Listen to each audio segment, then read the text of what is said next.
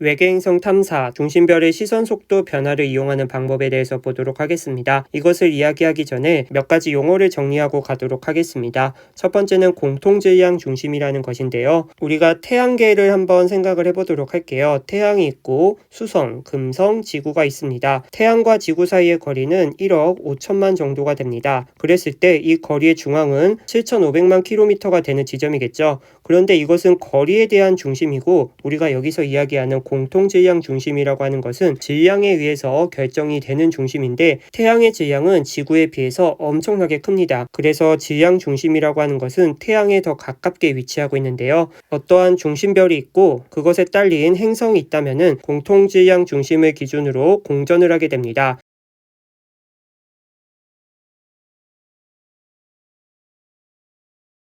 그런데 두 가지를 만족하면서 공전을 하는데요. 첫 번째로 같은 방향으로 공전을 한다라는 것입니다. 지금 화면에 나와 있는 그림에서는 반시계 방향으로 공전을 하고 있죠.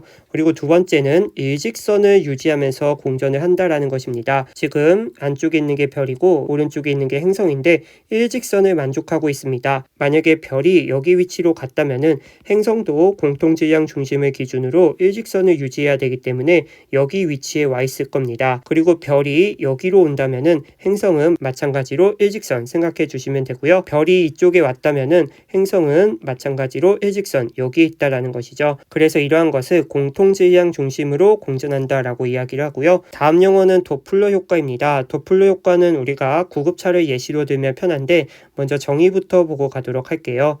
빛을 방출하는 물체가 관측자를 기준으로 가까워지거나 멀어지는 운동을 할 때 파장이 달라지는 현상, 이것을 도플러 효과라고 합니다. 나를 향해 오는 물체의 빠르기를 아는 법, 도플러 효과를 확인해 볼까요? 소방차가 가까이 올수록 소리는 커지고 높게 들립니다. 멀어지면 소리는 작고 낮게 들립니다.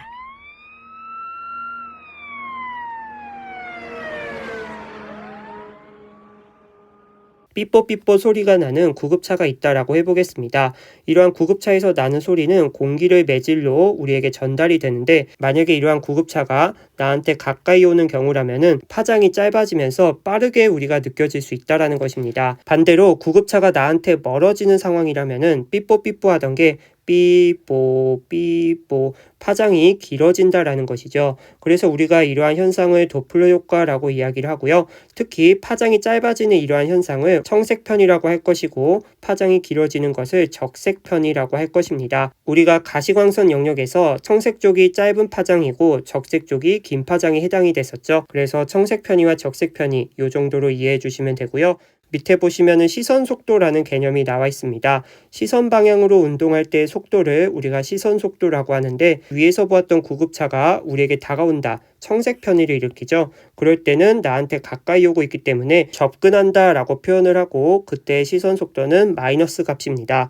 반대로 나한테 멀어지는 경우라면은 후퇴한다 라고 표현을 하고, 그때의 시선 속도는 플러스 값을 갖는다라는 거죠. 속도라는 것은 방향을 가지고 있기 때문에 플러스와 마이너스는 방향을 의미한다 라고 우리가 기억을 해주면 됩니다. 그러면 이러한 도플러 효과와 시선 속도가 왜 나왔냐? 다시 위로 가보도록 하겠습니다. 만약에 별이라는 것이 혼자 있다면은 공통질량 중심이라는 것도 생각할 필요도 없이 가만히 있을 겁니다. 그런데 행성을 거느리고 있다면은 공통질량 중심을 기준으로 공전을 하게 됩니다. 그랬을 때 우리가 별은 반짝반짝 빛이 납니다. 그러한 빛이 우리에게 파동의 형태로 전달이 되는데, 관측자가 아래에 있다라고 해보겠습니다. 만약에 지금 별이 여기 위치에서 이쪽으로 오게 된다면은 우리한테 더 가까워지는 거다 보니까 파장이 짧아지는 청색 편의가 일어날 거고요. 이 위치에서 다시 이 위치로 공전을 한다면은 관측자로부터 멀어지기 때문에 적색 편의가 일어나게 됩니다. 그 말은 별에서 방출하는 빛에 대한 파장의 변화가 있다라는 것이죠. 그래서 스펙트럼을 통해 이러한 파장 변화를 알아내는 것, 그것을 시선 속도 변화를 이용하는 방법이라고 이야기를 합니다. 별과 행성이 공통질량 중심으로 공전함에 따라 별의 시선 속도가 변하면서 도플러 효과에 의한 별빛의 파장 변화가 생깁니다. 따라서 별빛의 스펙트럼을 분석하며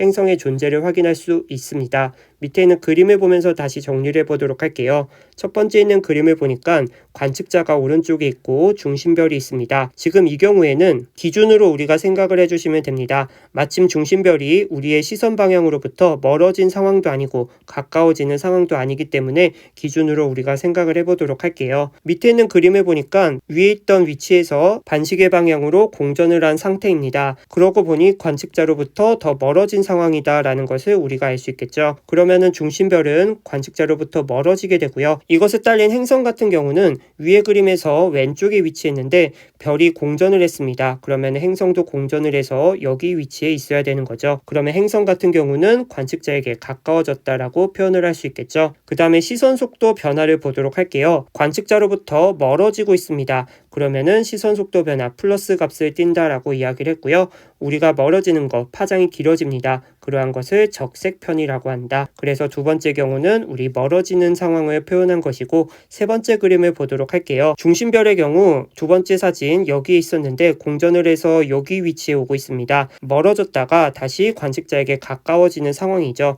그랬을 때 파장이 이렇게 짧아진 상황 확인해 주실 수 있습니다. 중심별은 관측자에 가까워지고 행성은 반대로 멀어지고 있습니다. 그리고 우리가 가까워지는 것을 시선 속도 음수값을 갖는다라고 하고, 가까워지면은 파장이 짧아지는 청색 편이가 일어나게 된다. 그래서 어떤 별에서 이러한 스펙트럼 변화가 나타난다면은 외계 행성이 있을 거라고 우리가 생각해 줄 수 있다. 이러한 방법 두 가지 특징 보도록 하겠습니다. 첫 번째, 행성의 질량이 클수록 별빛의 도플러 효과가 커서 행성의 존재를 확인하기 쉽습니다. 행성의 질량이 크다라고 하는 것은 공통질량 중심이 행성에 가까워진다라고 이야기를 할 수 있습니다.